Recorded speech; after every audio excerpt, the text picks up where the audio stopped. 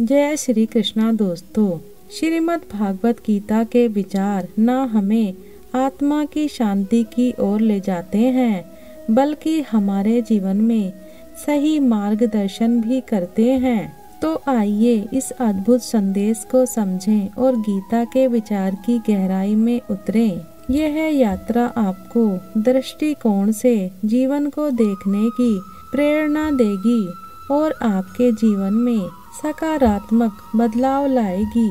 जब भी आप कोई बुरा कार्य करते हो या अच्छा कार्य करते हो तो आपको लगता है कि कोई देख नहीं रहा, तो यहाँ श्री कृष्ण कहते हैं कि तुम जो कुछ भी कर रहे हो मेरी दृष्टि सदैव तुम पर है, इसलिए आप यह न समझें कि आप अकेले हैं। आपके साथ श्री कृष्ण सदैव हैं। कोई भी व्यक्ति जो अच्छा कार्य करता है उसका कभी बुरा अंत नहीं होता, चाहे इस काल में हो या आने वाले काल में। प्रकृति के विपरीत कार्य करके मनुष्य तनाव से ग्रसित हो जाता है और यही तनाव मनुष्य के विनाश का कारण बनता है। इसलिए तनाव से मुक्त रहने के लिए धर्म और कर्म का मार्ग अपनाना चाहिए। श्री कृष्ण कहते हैं, क्यों व्यर्थ चिंता करते हो, किससे व्यर्थ डरते हो। आत्मा ना पैदा होती है ना मरती है, ना तो ये शरीर तुम्हारा है ना ही तुम इस शरीर के हो। ये शरीर 5 तत्वों से बना है, अग्नि, जल, वायु, पृथ्वी और आकाश। और एक दिन ये शरीर इन्हीं 5 तत्वों में विलीन हो जाएगा। किंतु आत्मा स्थिर है। आत्मा को ना कोई शस्त्र काट सकता है और ना ही उसे अग्नि जला सकती है। उसे जल गला नहीं सकता, ना ही उसे वायु ही सुखा सकती है। तुम्हारा क्या गया जो तुम रोते हो, तुम क्या लाए थे जो तुमने खो दिया। तुमने क्या पैदा किया था जो नष्ट हो गया। तुम ना कुछ लेकर आए थे ना कुछ लेकर जाओगे। जो कुछ लिया यहीं से लिया, जो कुछ दिया यहीं पर दिया। जो कुछ मिला भगवान से मिला, जो कुछ दिया भगवान को ही दिया। इस बात पर विश्वास रखो कि जो हुआ अच्छा हुआ, जो हो रहा है अच्छा ही हो रहा है और जो होगा वह भी अच्छा ही होगा। जो बीत गया उसका पछतावा मत करो और भविष्य की चिंता करना छोड़ दो। वर्तमान चल रहा है, जिसे तुम मृत्यु समझते हो वही तो जीवन है। तुम एक ही क्षण में करोड़ों के स्वामी बन जाते हो और दूसरे ही क्षण तुम दरिद्र हो जाते हो। तेरा मेरा छोटा बड़ा अपना पराया सब त्याग दो, फिर सब तुम्हारा है और तुम सबके हो। क्रोध से भ्रम पैदा होता है, भ्रम से बुद्धि विचलित होती है और जब बुद्धि का विचलन होता है तो तर्क करने की क्षमता क्षीण हो जाती है। तब मनुष्य पतन की ओर अग्रसर हो जाता है। इसलिए क्रोध से बचना चाहिए। मन बहुत चंचल होता है और मन पर नियंत्रण करना बहुत आवश्यक होता है। जो मनुष्य मन पर नियंत्रण नहीं कर पाते, ऐसे मनुष्य का मन उसके शत्रु की भांति कार्य करता है और धीरे धीरे व्यक्ति गलत मार्ग की ओर अग्रसर हो जाता है।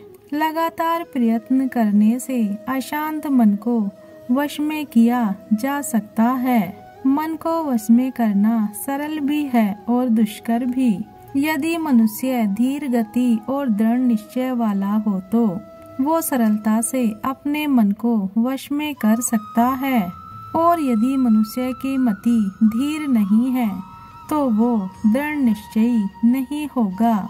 ऐसा मनुष्य जन्म जन्मांतर तक भटकता रहता है। परमात्मा में विश्वास से, धर्म में विश्वास से, सत्य में विश्वास से मनुष्य दृढ़ निश्चयी हो सकता है। कोई भी मनुष्य अपने कर्मों से भाग नहीं सकता। कर्मों का फल अवश्य भुगतना पड़ता है। इसलिए सदैव शुभ और अच्छे कर्म करो। सही कर्म वह नहीं है जिसका परिणाम सदैव सही हो, अपितु सही कर्म वह है जिसका उद्देश्य कभी गलत ना हो। न सुख स्थायी है न दुख स्थायी है। ये संसार परिवर्तनशील है। परिवर्तन प्रकृति का नियम है। यहाँ कोई भी वस्तु स्थायी नहीं होती। हमारे शरीर की अवस्थाएं भी स्थायी नहीं हैं। फिर दुख और सुख कैसे स्थायी हो सकते हैं? मनुष्य को सुख और दुख दोनों भोगने पड़ते हैं। सुख और दुख एक ही चक्र के दो अर्ध भागों के समान हैं और ये चक्र चलता रहता है, चलता ही रहता है। मनुष्य फल की इच्छा त्याग कर कर्म को अपना धर्म और कर्तव्य समझकर करें तो ये निष्काम कर्म है। फल तो अवश्य मिलेगा, परंतु मनुष्य इस फल को विधान की इच्छा समझकर ही स्वीकार करे। ज्ञानी पुरुष इसी योग को अपनाकर ही कर्म योगी बन जाते हैं। जो मनुष्य फल की इच्छा को ध्यान में रखकर कर्म करते हैं, उनका मन कर्म और कर्तव्य में विचलित हो जाता है। इसलिए कर्म करो पर फल की इच्छा मत करो। ना किसी के मरने का शोक करो, ना किसी के साथ नाता टूटने का दुख मनाओ।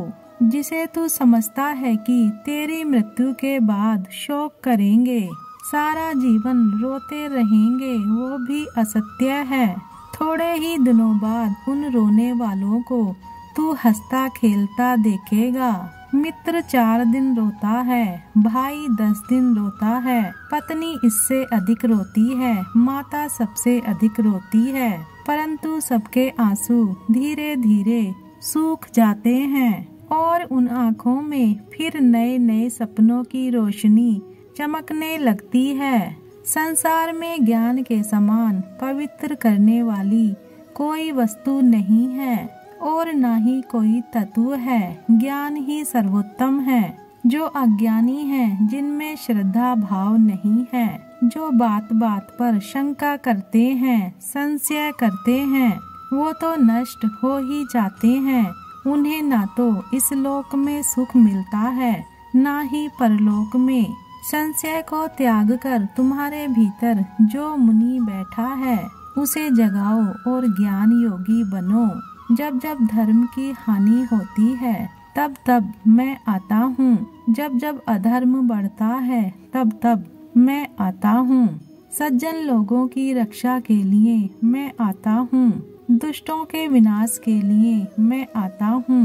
धर्म की स्थापना के लिए मैं आता हूँ और युग युग में जन्म लेता हूँ। मैं संसार के प्रत्येक कण में मौजूद हूँ। श्री कृष्ण कहते हैं कि हमारा जीवन भी उस रेत की घड़ी की तरह है, जिसमें जो रेत नीचे गिर चुकी है वह हमारा अतीत है और जो अभी भी ऊपर है वह हमारा भविष्य है।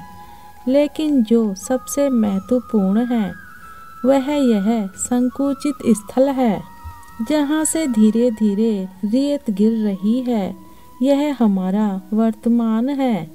इसी एक क्षण में हमारा पूरा जीवन समाया हुआ है।